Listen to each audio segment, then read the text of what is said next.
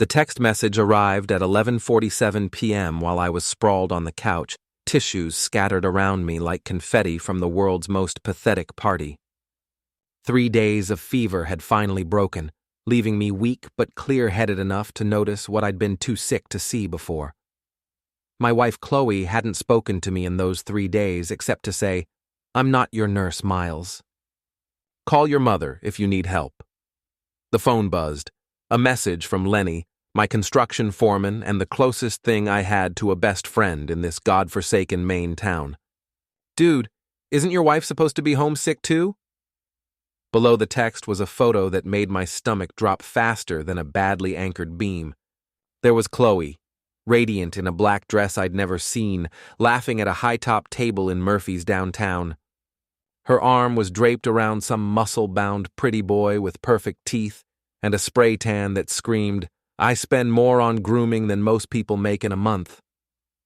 Standing next to them, phone raised for a selfie, was Savannah Pierce, Chloe's best friend and professional drama magnet. The timestamp on the photo showed 10:15 p.m. Tonight. I stared at the image until my eyes watered, not from the lingering effects of the flu. For the past month, Chloe had been calling in sick to her HR manager job at Coastal Industries at least twice a week. "Migraines," she'd tell me, pressing the back of her hand to her forehead like some Victorian heroine. "The pressure is too much, Miles." You wouldn't get it. She was right. I didn't understand. What I understood was getting up at 5 a.m. to run Turner Construction, the business I'd built from nothing over 15 years. What I understood was coming home covered in sawdust and drywall compound to find her complaining about her impossible workload while binge-watching reality TV. But this I understood perfectly. Before we dive deeper into this story, I have one small request. Please subscribe, drop a like, and tell me in the comments what city you're watching from.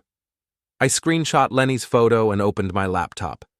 Chloe's work email was still logged in from when she'd asked me to fix her computer last week. I composed a message to her boss, Janet Morrison, a no-nonsense woman I'd met at exactly one company Christmas party.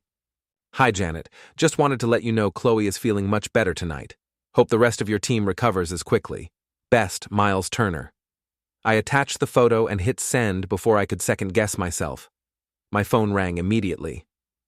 "Lenny. Jesus, Miles, you look like hell. Are you okay?" "Define okay." I coughed, my throat still raw. "Where exactly did you take this?" "Murphy's. I was there with the guys after work. Saw her walk in around 9:30, thought you were with her. Then I remembered you've been sick all week." "Who's the Ken doll?" "Grant something. Works at that fancy gym downtown, Power Fit or whatever." Savannah introduced him as her trainer. Lenny's voice carried the skepticism of a man who'd seen too much. "But the way he was looking at your wife, that wasn't about bicep curls, brother." I closed my eyes. Pieces were falling into place with the subtle inevitability of a controlled demolition. The new workout clothes, the sudden interest in self-improvement, the way she'd started showering immediately when she came home from her mysterious errands. "Miles, you still there?" "Yeah. Thanks for the heads up, Len. What are you going to do?" I looked around our living room, the room I'd personally renovated, installing crown molding and built-in shelves, while Chloe picked out throw pillows and complained about the dust. Everything here represented years of my labor, my planning, my money. "I'm going to get better," I said, real fast. The front door opened at 12:23 a.m. I'd been waiting, sitting in the dark living room like some discount Batman. Chloe stumbled in, giggling softly to herself, her heels clicking on the hardwood floors I'd installed myself. She jumped when I turned on the lamp. "Miles, you scared me. What are you doing up? Feeling better? How was work?" Even in the dim light, I could see her face change, the guilty flush, the quick calculation behind her eyes. "Work was fine. Long day. I'm exhausted." "I bet. Must be tough being sick." She kicked off her heels, avoiding eye contact. "I wasn't at work, obviously. I went out for a little while. Savannah thought some fresh air might help. Fresh air? At Murphy's. Now she looked at me, and I saw the exact moment she realized she was caught. Her mouth opened, closed, opened again. How did you— Does it matter? I stood up, surprised by how steady I felt. The question is, how long has this been going on?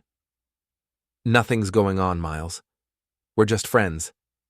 You and Savannah? Me and— She stopped, realizing the trap. There's nothing to explain. I'm allowed to have friends. Friends who look at you like they want to unwrap you for Christmas. Chloe's face hardened. This was the expression I'd been seeing more often lately. Cold, calculating, defensive. You're being paranoid. And honestly, after 3 days of you whining about a little cold, I needed to get out. I needed to be around people who don't expect me to be their personal nursemaid. A little cold? I had a 103-degree fever. And you acted like it was the end. It was draining. I stared at her. This woman I'd married 8 years ago, who'd promised to love me in sickness and in health, who'd apparently decided that promise came with an expiration date. Go to bed, Chloe. We'll talk tomorrow. There's nothing to talk about. She headed upstairs, and I heard the bedroom door close with unnecessary force. I remained in the living room, staring at my phone, at the photo that had changed everything. My marriage was over. I'd known it the moment I saw that image, seen the way she leaned into him, the genuine happiness on her face, an expression I hadn't seen directed at me in months. The only question now was how it was going to end. I woke up on the couch at 6 a.m., my neck stiff, but my head clearer than it had been in days. Upstairs, I could hear Chloe moving around, getting ready for another day of work. My phone had 3 missed calls from Lenny and 2 text messages. Dude, call me when you get this. Seriously, call me. Something happened. I dialed his number while starting the coffee maker, a ritual that had become mine alone since Chloe decided she was too busy for domestic routines. Miles, thank God.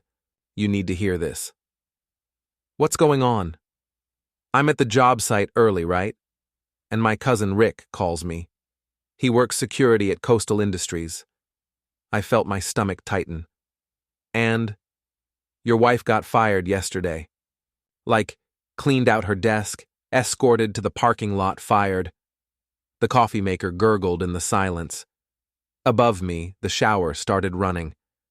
Rick said there was a big meeting first thing yesterday morning. Apparently, someone sent her boss a photo of her partying while she was supposed to be homesick.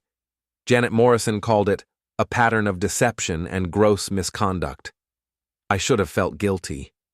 Instead, I felt something that might have been satisfaction. There's more, Lenny continued. Rick heard she tried to claim the photo was fake, said someone was trying to frame her, but they pulled her time card records. She's been calling in sick twice a week for the past month, always on Wednesdays and Fridays. 3-day weekends. Every week. And get this. Janet Morrison asked her point blank if her husband knew she was out partying while claiming to be sick. Apparently, Chloe said you were supportive of her need for stress relief. The shower shut off upstairs. I had maybe 10 minutes before she came down. She doesn't know yet, does she? Lenny asked. Not unless they called her last night. They didn't. Rick said Morrison wanted her to come in this morning so they could handle it professionally. She's walking into an ambush, Miles. After I hung up, I sat in my kitchen, the kitchen I'd gutted and rebuilt 2 years ago while Chloe complained about the inconvenience, and waited. She came downstairs at 7:15, dressed in her navy blue power suit, the one she wore when she wanted to look authoritative. Her makeup was perfect, her hair styled in the severe bun she claimed made her look executive. Coffee smells good, she said without looking at me. Help yourself. She poured a cup into her travel mug, the one with "World's Best Wife" printed on the side, a gift from my mother that had become increasingly ironic. I'm working late tonight, she announced. Don't wait up. Training session with Grant? Her hand froze halfway to the sugar bowl. What? Just wondering if you're hitting the gym after work. You've been so dedicated to fitness lately. She recovered quickly, but I caught the flash of panic. I don't know what you're implying, but I don't appreciate your tone. My tone? Chloe, I saw the photo. I know you were at Murphy's last night with your trainer boyfriend. He's not my boyfriend. And even if he was, maybe you should ask yourself why I need to find companionship elsewhere. There it was. The truth, delivered with the casual cruelty that had become her specialty. So you admit it. I admit that I'm tired of this. She gestured around the kitchen, at me, at everything we'd built together. I'm tired of being married to someone who has no ambition, no drive. You're content running your little construction company, coming home dirty, watching TV until you fall asleep on the couch. This little construction company pays for everything you see around you. And I'm supposed to be grateful?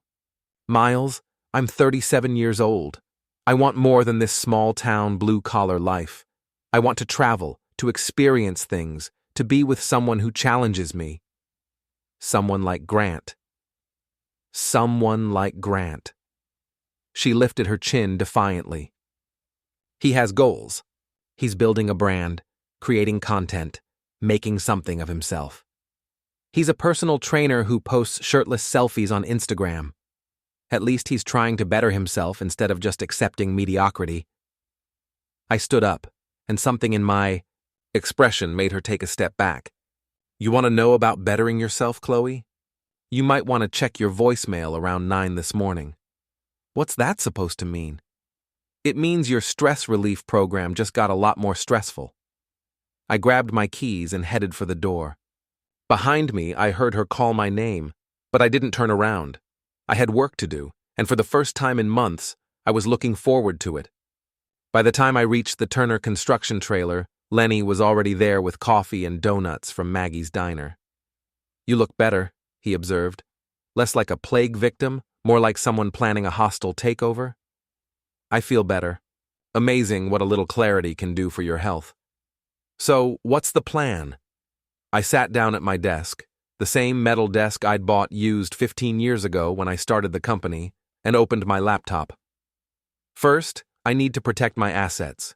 Chloe's about to be unemployed, and I have a feeling she's going to expect me to support her lifestyle while she finds herself with Grant. You're freezing her out? I'm protecting what's mine. There's a difference.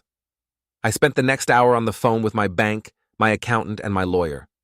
By 9 a.m., I'd moved most of our joint savings into a business account, canceled her credit cards, and started the paperwork for a legal separation. At 9:17, my phone rang. Chloe. Miles, what the hell did you do? Good morning to you too. How was your meeting with Janet Morrison? The silence stretched so long I thought she'd hung up. You son of a bastard. You sent her that photo. I shared a picture of my wife having a good time. I thought her boss might be happy to know she was feeling better. I lost my job because of you. You lost your job because you're a liar and a cheat. I just provided the evidence. This is insane, Miles. Over one photo? One night out? One night? Chloe, you've been calling in sick twice a week for a month. You've been lying to me, lying to your employer, and apparently screwing your personal trainer. Don't blame me for your choices. I never screwed him. Yet. Another long silence. I want half of everything, Miles. The house, the business, all of it. You want half? You can have half of the debt, too. Half of the mortgage, half of the business loans, half of the equipment payments. I'll have my lawyer draw up the papers. You can't do this to me. Watch me. I hung up and looked at Lenny, who was grinning like a man watching his favorite team score a touchdown. Phase 1 complete? He asked. Phase 1 complete. Now comes the fun part. The beauty of living in a small town like Cedar Falls is that news travels faster than gossip, and gossip travels at the speed of light. By noon, half the town knew that Chloe Turner had been fired for lying about sick days. By evening, The other half knew about Grant. I didn't have to do anything. The story told itself. Maggie's diner was ground zero. Maggie herself, a 60-year-old woman who'd been serving coffee and collecting secrets for 30 years, cornered me when I stopped by for lunch. "Miles Turner, you sit yourself down and tell me what's really going on." "Just having the fish and chips, Maggie?" "Don't you fish and chips me. The whole town's buzzing about Chloe getting canned. And now Dolores Murphy says she saw her at the bar last night with some pretty boy from the city." Dolores Murphy. I should have known. The woman had eyes like a hawk and a memory like a steel trap. "Chloe's going through some things," I said diplomatically. "Going through some things?" "Honey, the only thing she's going through is that boy's wallet, from what I hear." "Maggie, you listen to me, Miles Turner. You're a good man. Built this business from nothing, always pay your bills on time, never cause trouble. If that woman can't see what she has, then she doesn't deserve it." By the time I finished my lunch, 3 more people had stopped by my table to offer their support. Word was definitely out. My phone buzzed with a text from an unknown number. "This is Grant. We need to talk." I showed it to Lenny, who'd joined me for coffee. "The boyfriend wants a meeting?" "Apparently. What are you going to do?" "Meet him, I guess. Might as well get a look at my replacement." We agreed to meet at Murphy's, neutral ground, and ironic given that it was where this whole thing started. I arrived first and claimed a corner booth where I could watch the door. Grant walked in at exactly 7 p.m., and I had to admit I could see the appeal. He was maybe 6'2", with the kind of carefully sculpted physique that came from professional training and probably some chemical assistance. His clothes screamed money. Designer jeans, expensive sneakers, a fitted polo that showed off his arms. He spotted me immediately and walked over with the confident swagger of a man who'd never been told no. "Miles?" "That's me." "You must be Grant." He slid into the booth across from me, and I noticed his hands, soft manicured. These were not the hands of a man who'd ever built anything. "Look, I think we got off on the wrong foot," he began. "Did we?" "I wasn't aware we'd gotten on any foot." "The thing with Chloe, it's not what you think." "What I think is that you're sleeping with my wife. Am I wrong?" He had the grace to look uncomfortable. "It's complicated." "No, it's really not. You're either sleeping with her or you're not." "Okay, yes. But Miles, man, she told me you guys were separated. She said you were just staying in the same house until the paperwork went through." I almost laughed. Almost. "And you believed that?" "Why wouldn't I? She seemed miserable when she talked about you. Said you had no ambition, no drive, that you were holding her back." "Holding her back from what?" "Getting fired for lying." Grant's perfect features twisted into something ugly. "That was messed up, what you did. Sending that photo to her boss?" "What I did?" "Grant, she lied to her employer while she was out playing house with you. I just documented the truth. She lost her job because of you. She lost her job because of her choices. Don't blame me for the consequences." He leaned forward, and I caught a whiff of expensive cologne mixed with something else. Desperation, maybe. "Look, I like Chloe. A lot. And she's going through a hard time right now. Maybe you could help her out financially while she gets back on her feet." Now I did laugh. "You want me to pay for my wife's affair?" "It's not like that." "It's exactly like that. You want to play house with Chloe? You pay for it. I'm done." I stood to leave, but Grant grabbed my arm. His grip was strong, I'd give him that. "Sit down. We're not finished." "Yes, we are." I looked down at his hand on my arm, then back at his face. Something in my expression made him let go. "You think you're tough because you swing a hammer for a living?" he said, his voice rising. "You're nothing, Miles. A small-town nobody with dirt under his fingernails. Chloe deserves better." "Then give it to her." I walked out, leaving him sitting alone in the booth. Through the window, I could see him on his phone, probably calling Chloe to report on our conversation. Let him. Phase 2 was just getting started. The next morning, I was at the job site by 6 a.m., reviewing plans for a new residential development when Lenny showed up with news. "You're not going to believe this," he said, grinning like the Cheshire Cat. "Try me. Grant's car got vandalized last night. Someone spray-painted homewrecker across his windshield in hot pink." I looked up from my blueprints. "No kidding? Gets better. Whoever did it also put sugar in his gas tank and slashed his tires. He filed a police report, but there's no cameras in his apartment complex parking lot. That's unfortunate. Miles. Yeah. Please tell me you didn't do something stupid." I met his eyes. "Lenny, I was home all night, nursing the last of my flu symptoms. I can barely lift a hammer, much less vandalize someone's car." He studied my face for a long moment. "Okay. But if you did hypothetically do something like that, I'd hypothetically tell you it was brilliant. Hypothetically, I'd say thank you." My phone rang. Chloe. "Miles, the police want to talk to you." "About what?" "Don't play dumb. Grant's car was destroyed last night, and you're the obvious suspect." "Am I? Why would I care about Grant's car?" "Because you hate him." "I don't hate him, Chloe. I don't think about him at all. He's your problem now, remember? The police are coming to the job site." "Good. I'll tell them the truth, that I was home sick all night and don't know anything about any vandalism." "Miles." "Chloe, I need to get back to work. Some of us still have jobs." I hung up and looked at Lenny, who was shaking his head. "You're enjoying this way too much." "Am I? My wife is cheating on me. I'm getting divorced and my whole life is falling apart." "Where's the enjoyment in that?" "The part where you're 3 steps ahead of everyone else."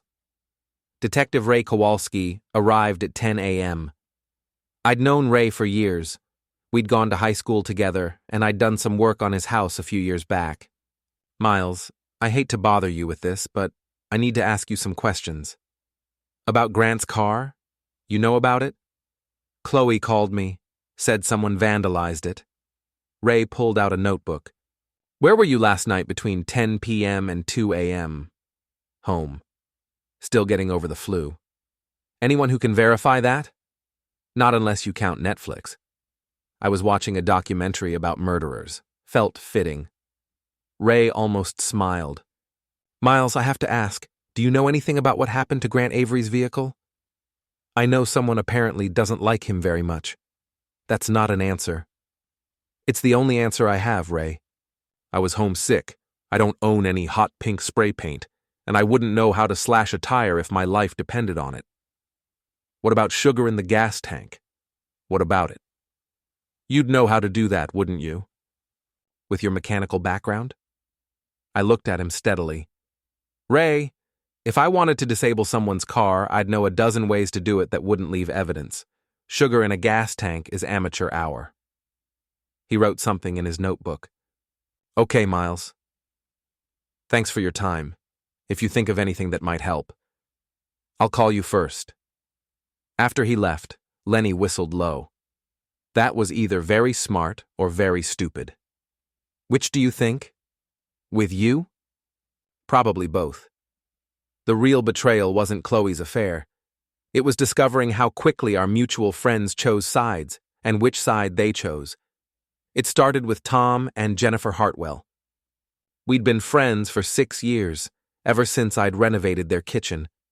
We had dinner together once a month, celebrated birthdays, spent holidays together when family wasn't around. Tom called me on Thursday afternoon.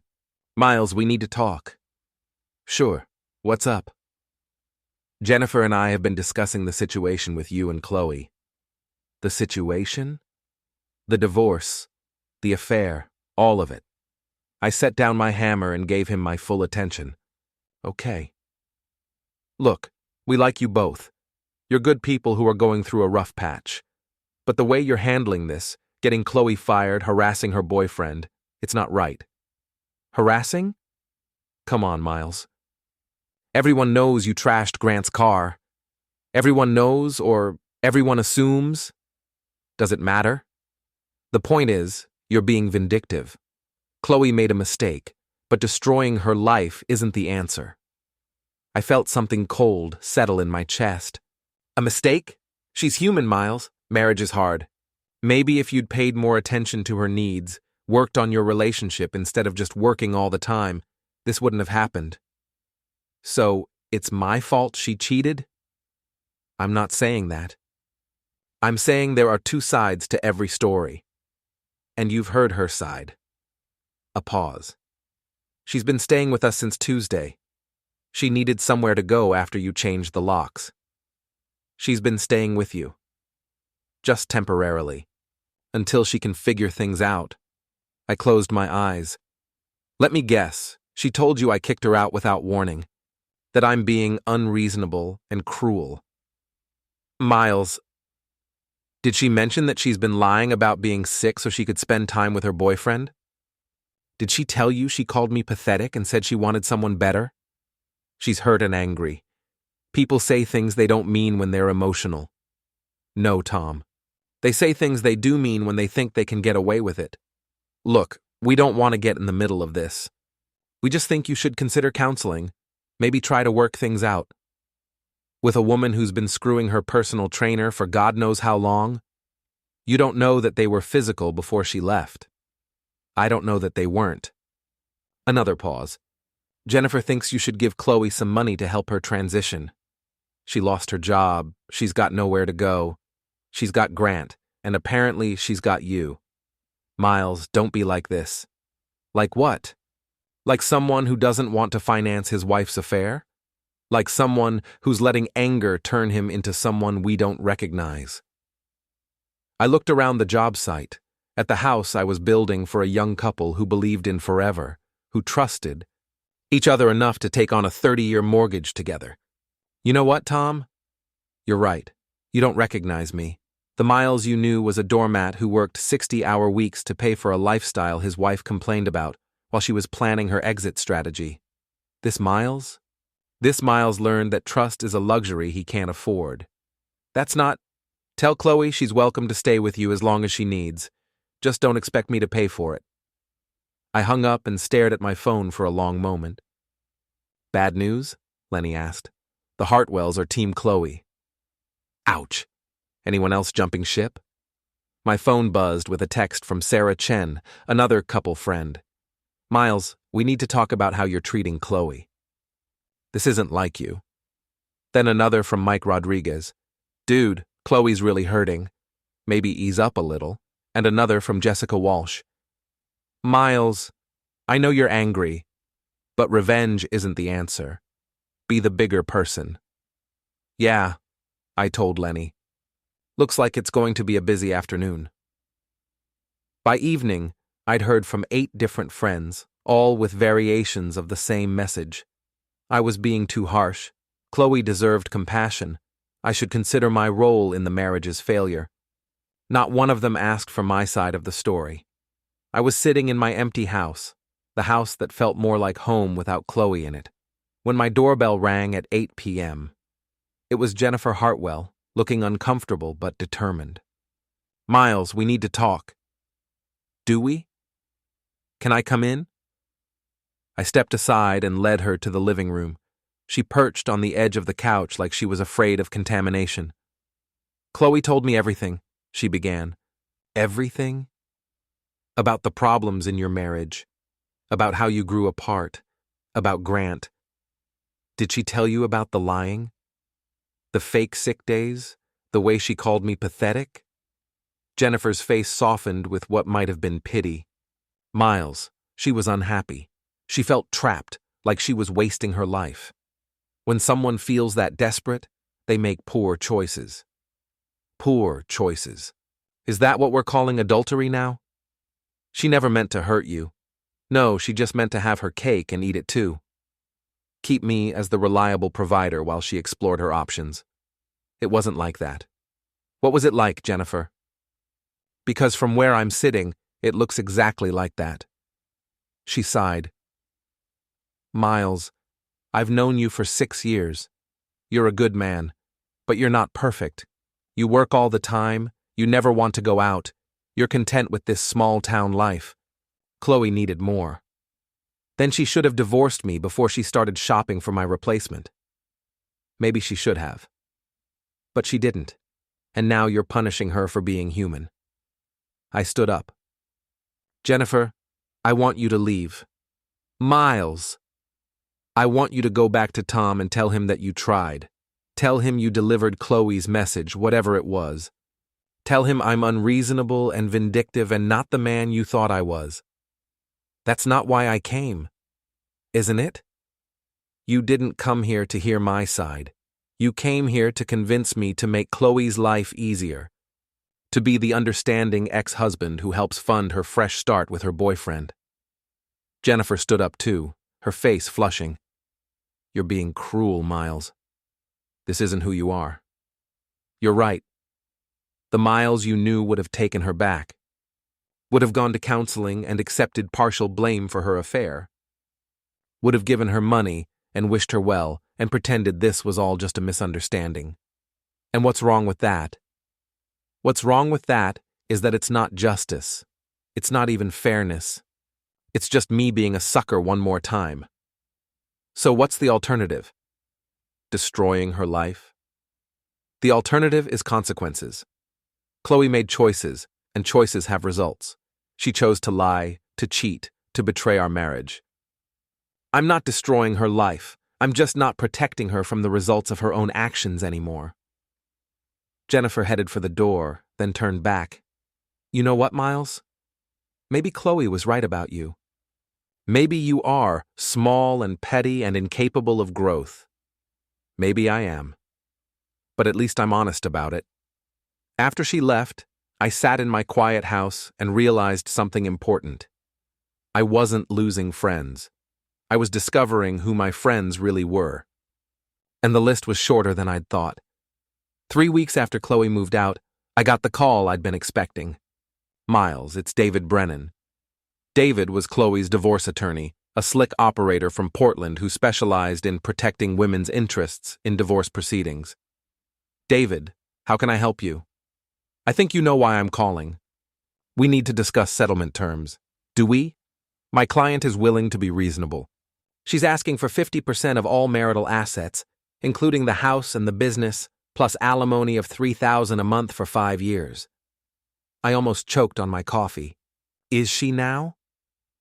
She's also willing to forgo pressing charges for the harassment and property destruction, provided you agree to these terms. What harassment? What property destruction? Miles, let's not play games. We both know what happened to Mr. Avery's vehicle. David, I don't know what happened to Grant's car, and neither do you.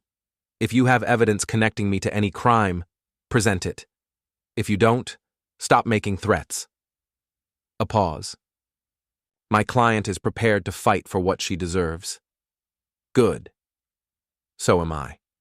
Miles, be reasonable. Chloe gave up career opportunities to support your business. She's entitled to compensation. She gave up career opportunities? David, she was fired for lying to her employer. Her last job evaluation called her work adequate at best. What opportunities exactly did she sacrifice?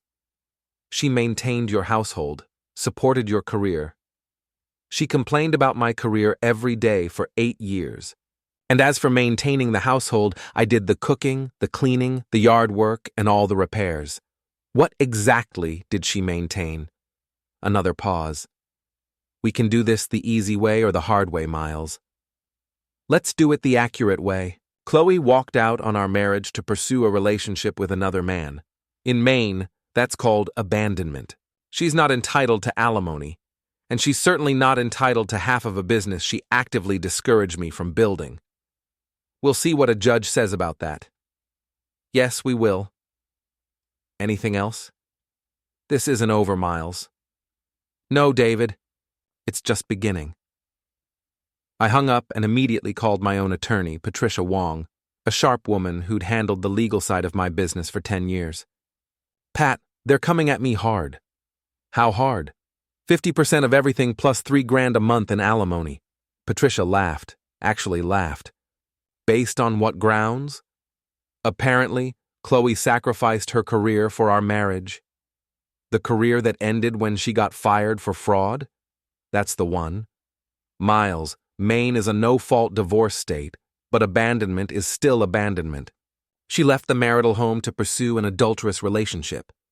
We can fight the alimony, and as for the business assets, we'll argue that Turner Construction was built entirely through your labor and expertise. What about the house? That's trickier. It's marital property, purchased during the marriage. But given the circumstances, we might be able to negotiate a buyout rather than a forced sale. Do it, whatever it takes. This could get expensive, Miles. More expensive than paying Chloe $3,000 a month for 5 years? Point taken. I'll start drafting our response. That afternoon, I was replacing a broken window at the Morrison house when Mrs. Morrison herself, Janet, Chloe's former boss, came out with a glass of iced tea. Miles, I hope you don't mind me saying, but I owe you an apology. For what? For not seeing through your wife's lies sooner. If I'd been paying closer attention, I could have saved the company a lot of money and you a lot of heartache. I accepted the tea gratefully. You couldn't have known. Actually, I could have. The signs were all there, the pattern of absences, the declining work quality, the attitude changes. I just didn't want to believe one of my employees would be so brazen. What finally convinced you? Janet sat down on her porch steps. The photo you sent was just the catalyst. When I started digging deeper, I found out she'd been using sick time to extend her weekends for months. And then there were the expense reports. Expense reports? She'd been claiming meals and entertainment as business expenses. Dinners at expensive restaurants, drinks at upscale bars, all supposedly for client development. But when I checked, none of our actual clients had any record of meeting with her. I felt a familiar cold anger settling in my chest. She was billing the company for her dates with Grant. That's exactly what she was doing. We're talking about nearly $3,000 in fraudulent expenses over the past 4 months. Are you pressing charges? We're considering it. The company has a zero-tolerance policy for fraud, and this is pretty clear-cut.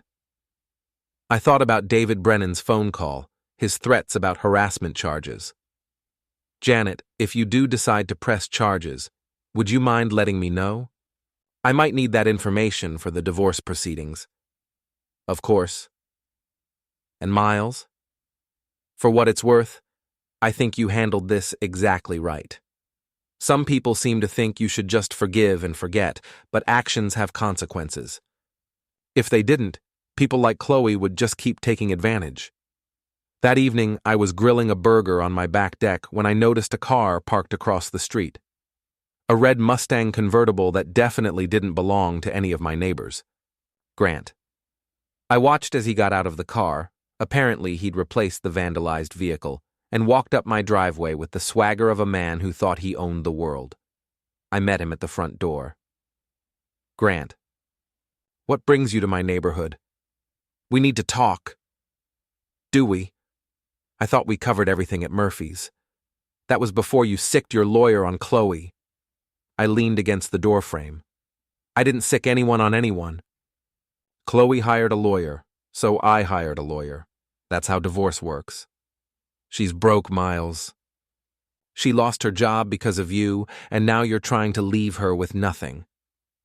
I'm trying to leave her with exactly what she brought to the marriage, which, as I recall, was about $12,000 in student loan debt and a Honda Civic with a blown transmission.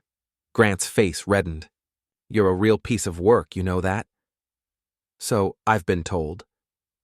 She loved you, Miles. Maybe things got complicated. Maybe she made some mistakes, but she loved you. Funny way of showing it.